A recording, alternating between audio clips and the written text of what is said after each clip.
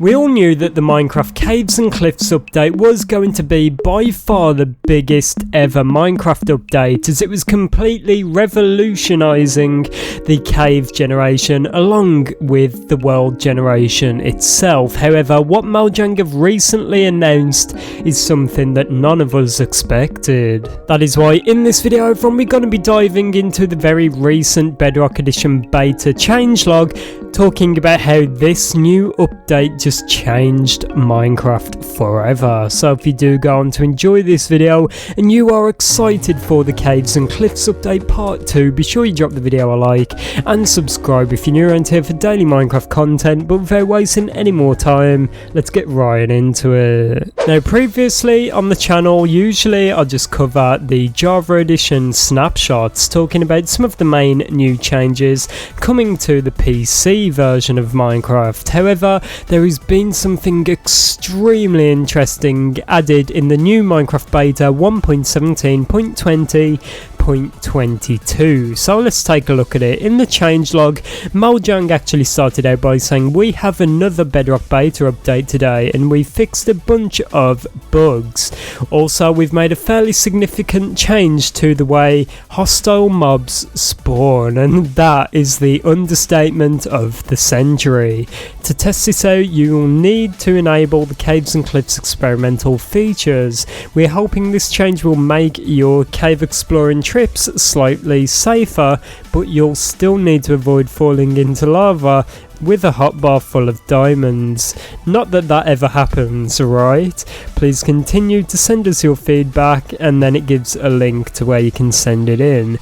So Mojang kind of hinted at it right there, but they've made some significant changes to the way mobs spawn in Minecraft. And if you've been around for a long time and you're a bit like a long time Minecraft player or just a fan of the game itself, you will know that there's never really been any changes like this to the game. And this is a bit of a trend with the Caves and Cliffs update itself, which we can start to see. Mojang are using this update kind of as a launching point, so that from here they can completely revolutionise things that they've never really touched in the game before it started, with obviously the world generation, moving on to mobs, creating completely innovative mobs such as the Warden, which is just completely insane. They then added wireless redstone in the form of the Skulk sensor, which is completely crazy and none of us expected, and now they are moving on to the mob generation itself to go along with the new world generation. Now let's continue down to where Mojang go into a little bit more depth about this. So they go on to say, in the experimental features section, monsters will only spawn in complete darkness. This change is being made to balance the player's ability to light up the new larger caves and make them safe from monster spawning. Note that this change only affects block light and not skylight. Please send us your feedback to this link. So they talk about it there again, but they say they're making completely groundbreaking changes to block lighting itself, which means if you place maybe a sea lantern, glowstone, a redstone torch or a vanilla torch, there will be changes to the way all of this lights up the world itself. So usually there was a lighting system where, although you placed the torch down, if it went below a certain light level, mobs would begin to spawn. However, as they say here, monsters will only spawn in complete darkness, and this has been done to combat the new cave system, because if you've tested this out, whether it be in a beta or snapshot, you know that you need absolute stacks of torches to be able to light up the area significantly so that mobs will stop spawning. And this is a bit of frustration that people have had for a long time to do with Minecraft, not just for